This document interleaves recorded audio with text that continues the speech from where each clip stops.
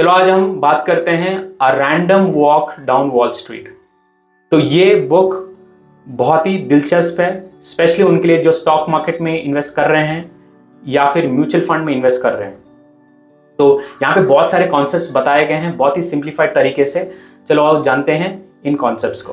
तो सबसे पहला है एफिशिएंट मार्केट हाइपोथेसिस। तो यहाँ पे ऑथर बताते हैं कि जो भी एनालिसिस हम करते हैं और उसके बाद में हम जो डिसीजन करते हैं कि ये प्राइस कितना होना चाहिए, तो सारी चीज़ें पहले से हो चुकी हैं, हम कुछ अलग नहीं कर सकते हैं। जैसे टेक्निकल एनालिसिस है, हम पास के जो ट्रेंड्स हैं उसको देख के हम प्लान कर रहे हैं फ्यूचर को, जो प्राइस मूवमेंट है वो कैसा होगा। तो ऑथर बोल रहे हैं कि ये कोई कर नहीं सकता। दूसरा चीज़ है जो फंडामेंटल एनालिसिस है, हम पुराने हिस्टोरिकली अगर income statement, balance sheet, cash flow ये सारे देख के हम ट्राई करेंगे कि स्टॉक मार्केट को हम बीट करेंगे, तो ये भी पॉसिबल नहीं है क्योंकि ये इंफॉर्मेशन पब्लिकली सबके पास है।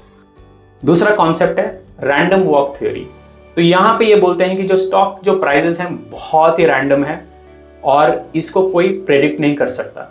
ये इतने रैंडम है, अगर मान लो अगर 7 दिन तक अगर कोई स्टॉक प्राइस ऊपर जा रहा है, 8वें दिन अगर कोई बोलेगा कि ये फिर भी ऊपर जाएगा, तो किसी के पास इसका जवाब नहीं है। ये इतने रैंडम होते हैं जैसे कोई सिक्के को उछालने का, हेड आएगा या टेल आएगा। दूसरा कॉन्सेप्ट है रैंडम। तीसरा है इन्वेस्टमेंट स्ट्रैटेजी, एक्टिव और पैसिव। तो एक्टिव में चलो म्यूचुअल फंड का एग्जांपल लेते हैं। यहाँ पे अपने फंड्स एक म्यूचुअल फंड एक्सपर्ट को दोगे और वो एक्सपर्ट आपके बिहाफ पे इन्वेस्ट करेगा। तो एक्टिवली वो सारे इंफॉर्मेशन लेके आपके जो पैसे को इन्वेस्ट करेगा, पर इसके लिए वो डेफिनेटली फीस लेगा। पैसिव क्या होता है, आप इंडेक्स फंड में इन्वेस्ट कर रहे हो, तो इंडेक्स फंड इंडेक्सेस से बना है, जैसे Nifty 50, top 50 stocks, Sensex top 30 stocks, तो इंडेक्स फंड ये होते हैं। तो यहाँ पे ऑथर ये बोलते हैं कि एक्टिव से बेहतर ऑप्शन है पैसिव, क्योंकि पैसिव में आप जो फीस है वो काफ़ी कम दे रहे हो। जैसे एक्टिव इन्वेस्टर में ज़्यादातर फीस होता है 1% से 2% तक, और इंडेक्स फंड में जो फीस चार्जेस जो रहता है वो 0.1 से 0.5 तक रहता है।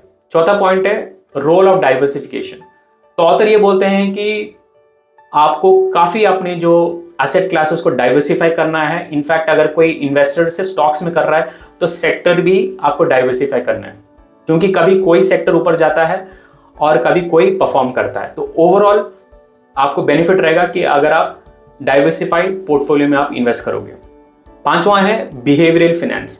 तो यहाँ पे ऑथर कहते हैं कि जो पूरा जो इन्वेस्टमेंट जो कॉन्सेप्ट है ये बहुत ही साइकोलॉजिकल ड्रिवन है।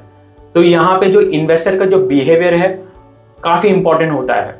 जैसे कोई इन्वेस्टर होते हैं ओवर कॉन्फिडेंट, क्योंकि उन्होंने कुछ इन्वेस्टमेंट्स किए हैं जहाँ पे उनको काफ़ी प्रॉफिट हुआ है और वही हर इन्वेस्टमेंट में कर रहे हैं, तो उसके लिए काफ़ी नुकसान हो सकता है।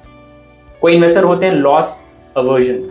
तो जैसे ही उनके स्टॉक प्राइस नीचे गिरते हैं, इमीडिएटली पैनिक में वो बेच देते हैं। Herd mentality.